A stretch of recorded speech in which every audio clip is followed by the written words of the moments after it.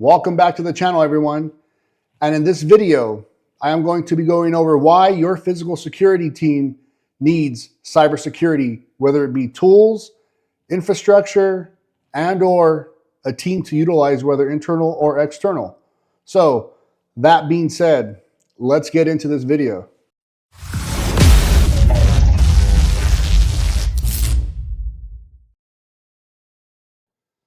So, as I was saying, this video is going to be why your physical security team, program, or just in general need cybersecurity. Um, for those that know, seen my videos or seen my LinkedIn, my background is physical security, technology, operations, guard force, and also executive protection. Now, that being said, those that also see my videos and I talk about my background a little bit, I've always been into the ethical hacking, offensive security side since I was a kid. Technically when I was younger, but it officially took off when I was in sophomore, junior year. Towards the end of my sophomore year, towards that summer, that's when I got into doing people's pirate boxes. For those that know, back in the day, that was like 1998, 1999, and also booting their Dish Network and DirecTV cards. Pretty much get everything for free. So that's pretty, and I've always stayed doing this as a hobby on the side because I loved it. And honestly, I didn't think of this as ever being a career, just as a more being a prankster, criminal kind of thing. But I've always done it and I've always had that mindset. So once I got into facilities, physical security, because that's how it started off, and then physical security pretty much morphed onto its own. I've always had that mindset, meaning, yeah, spot and dots on readers and cameras on a floor plan, but how are you going to break into this building? Anyone could do spot and dots and make it look pretty. Oh, this tree's here, this gate's here, parking. I'm going to get this blind spot. You're going to need everything secure to go into this really secure lab or space, R&D space, drop lab, clean room where we have sensitive data, wafers, stuff that's being unreleased, new product, new prototypes, etc. Right, whatever they want to call it. Anyone can do that on paper, but now is it actually really tested? That being said, it's not just your technologies; it's also your guard force, office managers, receptionists, facilities team, right? Because that now is into play into the cybersecurity realm or networking realm back then. Then it got to cybersecurity, meaning generators. Those that know those big cat generators right behind your building or on the side of your building now are on the network. Pretty much AC units, building life management safety unit, BMS, building management systems or life safety management systems. I think now they have some new term. I don't even know what it is. Like I said, I haven't been in this world for a while, since 2022, at least in the facility world. But those touch the network. Those are now vulnerable. So yeah, I said physical security, but remember, physical security also plays into life safety systems as well. So there's a blend on both with workplace services, and some are still under workplace services, meaning the physical security team. So that being said, number one is weak and untested procedures. Now, what does that mean? That's your guard force, office managers, receptionists, and me being from the Bay Area, liberal policies, and I'll give some great examples. And one that really fucking pissed me off that actually happened at Box, and I think this is when me and my manager at Box finally had the point to where this isn't going to work out long term. Cards are played, whatever happened, and that was it. So number one, guard force, right? Everyone thinks because you have all these guards and all these pretty maps, and now they came out with the iPads, and I forgot the name of the company, but they had those RFID NFC tags you put behind like a post, a door, so that the guards would go with their tablet, scan it, and it shows their routes, making sure that they're on time for their routes, etc. And that's how you would track and metric that. So just because you have all that stuff in place doesn't mean your guard force is tested, right? Anything could look good on air. Like when I played football and coached football, you could run the greatest routes, you could throw the prettiest passes, you could do everything so perfect and it looks good on air, right? And hence physical security to a degree, because it's hit as a cost center. You just run up costs. It's going to look good on paper. It sounds good on, you get all these managers that think they know physical security writing up all these pretty documents and policy and procedures, all these flow charts. That don't mean shit if it's untested. What does that mean? How are you going to test a guard force? I'm gonna do some social engineering during the day, during normal working hours, from a red team perspective or standpoint. Second, that's going to tie into your office managers and or receptionists. Same thing. I'm going to use those same tactics and see if your SOPs, whatever you have standardized, because a lot of physical security guys, they just want it concrete. That's the way it is. That's how it has to be. It can't change, right? Once it's on paper, black and white, set in stone, that's it. You can't modify it. You can't go around it. Well, that's great for an offensive security mindseted person like me, because I'm going to break it. And being security, whether cyber or physical, you're going to have to be able to flow with the landscape and the overall threat landscape. You got to move and adapt. And physical security, ever since I've been in there, has not done that. Now it's starting to. Now you're seeing the coin phrase black teaming. You're seeing them more being open to having their physical security, not just their technologies, but also their physical security teams, guard force, etc., being more wanting to get having an external party or even internal party for that matter, red teamed. So to see where they need to adapt and change and how they got to maneuver to change the way to be successful. So now you're starting to see that, and I'm happy that's finally going in, because that not only is that good, it's going to keep your team and you on your toes, and being able to move and adapt the way you need to function correctly and keep your assets and people safe. But now that's also going to hopefully bring up your budget, which was another big issue in physical security, is that they had an always hard time of getting budget, because they were looked at as they just eat up costs. So the third one out of that sector of weak and untested procedures was liberal policies. And I'm only speaking from where I'm from, especially the tech industry. Outside of this job I am in right now, it's always been in the tech industry. The guard force has changed so much that people nowadays, you hear on LinkedIn, I haven't heard one person say it, and I have a lot of friends in the physical security industry, but no one wants to be a fucking guard, right? Because if you do your job, if you're going to do your job, whether you're a security guard at a tech company, a bouncer, whatever, a guard at a mall, 99.9% chance, if you do your job, you're going to lose your job, because you're not too sensitive, you're not too this. And then they come up with that coin phrase, don't be a hero. Well, what the fuck you have guards there for if they're not going to stop people? You're going to let people beat the shit out of elderly and just ransack $1 million worth in these shopping centers like Pleasanton, San Francisco, Walnut Creek, Santana Row, for those that know the Bay Area. What's the point of having guards? Like, what's the point of even having physical security technology, especially if they get away with it because it's under $1,000 and the cops aren't even going to come for that matter? So what's the point? And then second, if you don't do your job, you're going to get your ass beat, shot, stabbed, and or even worse, killed. So there's no really incentive of being a guard in those kind of ran areas. True story that happened. We had an old school guy, older than me, and this was during COVID. This was our main guard.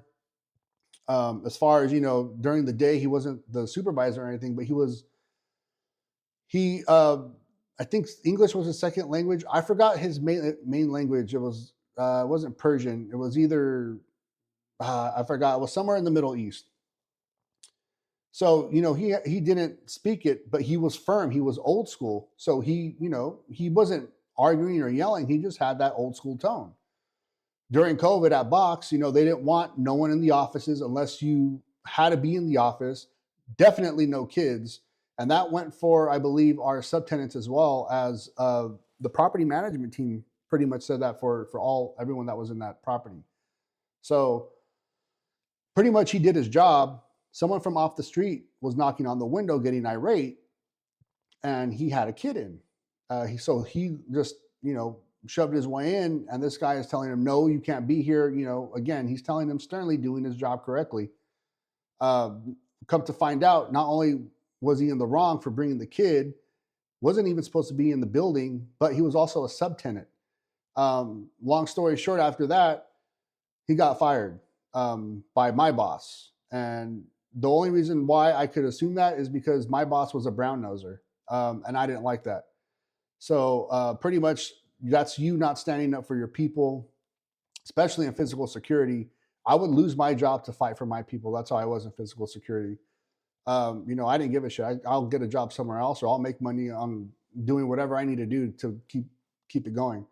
But I don't like that in physical security because there was a lot of that I saw, especially during COVID and all this political crap that was pushed in the tech industry. A lot of people, they show their true colors. They're this, and that, and then when it finally hit, they pretty much just fell in line. I wasn't one of those people, so by any means, and never will be. And pretty much, I'll give you some history on that too. Why there was a falling out with me and my manager, real quick. So pretty much with the COVID shot, when I moved to Texas, I gave Governor Abbott's executive order because we had to upload it in some, I think it was some kind of Google form. Second, I pretty much got a fake COVID shot and loaded that up and told them, I guess they gave me a B12, but they said it was COVID. So whatever, boom. And because my thing is this is a new vaccine. If you can't guarantee me that nothing's going to happen, and then if something does happen, pay both my kids my salary until they're 18. Who are you to force? You ain't no goddamn doctor. So that's what my mentality was, and that's pretty much what I said to the people there. So for that being said, that's the liberal policies that screwed up physical security, at least in the tech industry, in like areas like California, New York, Chicago. And I'm saying those respectively because I've actually done work there, especially being at Box, my last physical security go round. So that being said, again, untested technologies. Access control camera systems, I'm going to touch on those both at the same time, not to keep this going. But pretty much, even to this day, these technologies are just put in by the security integrator, and that's it, right? Even internally, from the server outside or the outside perspective, just the actual servers, those might get patched. Believe it or not, there are companies that don't, where they have to get patched by the actual physical security team if they're their own devices. Usually they're going to be on Dell, HP, mainly Dell with the iDRAC, and then also Dell for NVRs, for video management systems such as Milestone, Genetec, Vigilon, etc. Sometimes they will have internal teams monitor those servers, patch, update. However, the internal applications themselves are not done externally, internally. They have to be done by the actual physical security team themselves. Sometimes the integrator does do that. It's rare. It's more rare that you see that happen nowadays. But those are vulnerable. They're not. There's a lacking skill set in physical security. They think they just hit patch and update and that's it. There are other things to look for in vulnerability, especially if you're utilizing the cloud. Doing some reconnaissance externally, and you're finding everything accessible, right? Not being efficient or having that foundation knowledge base of the cloud technologies or whatever you're managing, just thinking you just hit Windows update and update on Milestone or Linnell, whatever, and that's it. That's not the case. There's more than that. Then you also got the cameras, which are now IoT devices, the readers. You got other devices, license plate readers, things that monitor the gates. You got certain devices like glass breaks, all kinds of shit that you could possibly get in or think of points of exploit or vulnerabilities for that system. So there's a real lack that they think you just put it there and that's it, right? Just a couple updates here and there, boom, done. And still to this day, believe it or not, most people use access cameras, root pass, straight in from the integrator, and boom, you have access to the camera now. Same thing with Milestone, Linnell. It's getting better, but it's still straight out the box. And you could go to it's like you do any kind of hack the box, whatever. You find a service and you look for the admin credentials. Same thing with physical security systems; they're still there, and it's way more than what you think, believe it or not. And I know these systems aren't looked at as other systems, but they are more vulnerable, in my opinion, from what I've seen. Same thing with the facility side, building management safety systems and life safety systems, HVAC. I know CAT for generators. To get on their management console, similar to iDRAC, where you manage the generator power, network, all that stuff. So, those are just left by the building engineers, and that's it. They don't have that knowledge base or foundation. And that's where I always say you got to hamper to build your skill sets or you're going to go extinct because you're managing all that now. And what was it, 2015? That kind of sparked and it went back down. I think it was Target that got hit through the HVAC system. So there's a big gap as far as knowledge base goes from whether it's facilities and or physical security side of things. The other one is called, I don't even know how to say the acronym, CPTED, CPTED, which is crime prevention through environmental design. I never bought into this as a physical security person because all it is using your environment, which I get. You have bushes, you have landscape, but if that being said, then when you go do your, when you go working with facilities and you're doing to go try to negotiate or look for a new building office location, usually physical security is last to be looked at. Why are you going to go open an office up in Chicago and not Nashville? You're going to go into a goddamn war zone. Why are you going to have it on a hillside that's really, really has issues with erosion? Not only that, it's going to be a hazard because of all the trees and brush you have over there with all the fire, issues going on in California. So, they have all that stuff, but nothing's done. And not only that, nothing's done. They're lacking budget and physical security. So, if anything, as someone with the offensive security mindset, that's even better for me because that gives me more opportunities to blend in, more tools to utilize, more environmental by design to help me out as a threat actor to gain access. Right? I like to say it's environmental. It's environmental design to help a threat actor out. That's what I used to say it as. But that's neither near here nor there. They say these terms in physical security, which I did not like. They're real buzzword term heavy, especially like when the misinformation or disinformation, like everyone who thought, like I said, would not fall in line did and used all these words and had no idea what the fuck they were talking about. Knowing certain things that they're saying, like this, for example, that it's there, but not calling it out and saying, okay, yeah, that's cool. Pretty acronym, pretty buzzword, but that don't mean shit because you're not looking at it on the other eye. And how is that going to help me as a threat actor, right? Especially when you don't have the tools or the funding for it. So if anything, that's going to make you worse. So the third one is, this is going to be a little bit tricky, right? The third one is going to be executive protection. Now, executive protection, I think, is going to be the future of physical security. It's going to be that and some sort of investigation. And I'll get into that a little later.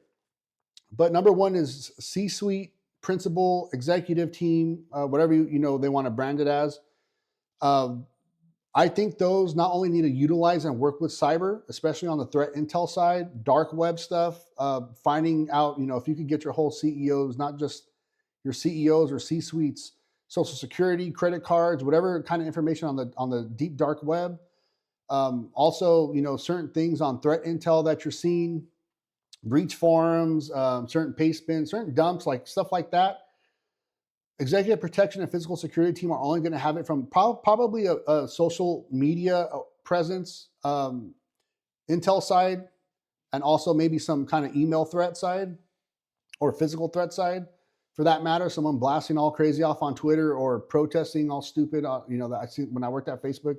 You always see these idiots walking across the street from Building 20 on the trail side on the water with their stupid signs. I'm going to get all kinds of stupid shit. That's where that gap is, right? So they got to utilize and work with cyber more on the threat intel. And surprisingly still, there hasn't been a platform that does both, where both teams could utilize and work together. Kind of like a one pane of glass where physical security has their side, cyber has their side, but they could also work collaboratively together. That would be a great quote unquote thing to produce. Go ahead and keep the patent. I don't need it. But I'm shocked that there's still that gap that hasn't been put together. And not only that, I think nowadays, right now, it's a great time for executive protection personnel to get more of a red team mindset. And this was going to be my second piece under executive protection, because I gave this one example on executive protection, and I got laughed at when I brought this up at Box. doing a conference or whatever in Vegas, or even somewhere in the Silicon Valley, Moscone Center. That's where Boxworks was at last time we had it, and that I worked executive protection. What is the point of someone going, and I get it now, and it still might work today, taking time to get a job as a facility engineer, cleaner, laundry person, front office, whatever, or some kind of manager with access, to do a 2-month reconnaissance on a building, put everything, all the infrastructure he's going to need to do some kind of bug, wiretapping, whatever, just to get some kind of information, when I could just go pay a help desk, go meet a girl that works at a help desk, try to date her, slip in, a couple grand, give her some devices to switch out, maybe some OMG cables, whatever, thumb drives, US rubber duckies, bash bunnies into that executive executive executive pack that they're going to take on travel, laptop, chargers, phone, tablet, whatever, have access by the pool on my Hack5 C2 server and get everything I need. And they're in the conference room right behind, in the building, right behind the pool. So stuff like that is the kind of mindset that I think they need to develop in the future. Executive protection is a hard job. I give those guys fucking kudos, because they not only have to do that job to a T and be on point, but sometimes they got to deal with a real bunch of fucking dickheads, executives, egotistical crybabies. At the end of the day, it's a lot of babysitting as well, and that's the job, right? That's one of the uh, that's one of the pieces of the jobs that most people hate on executive protection, because it's babysitting. Same. It's like offensive security reporting. It would be kind of like, it would kind of be like the same thing, but that is, and I give those guys credit, because that's not a easy thing to do for most people, and it takes a toll on you, especially when you got someone that is going to make life worse, not just for you doing the job, but also anyone else that's around, or around that principal or with the principal, including his family.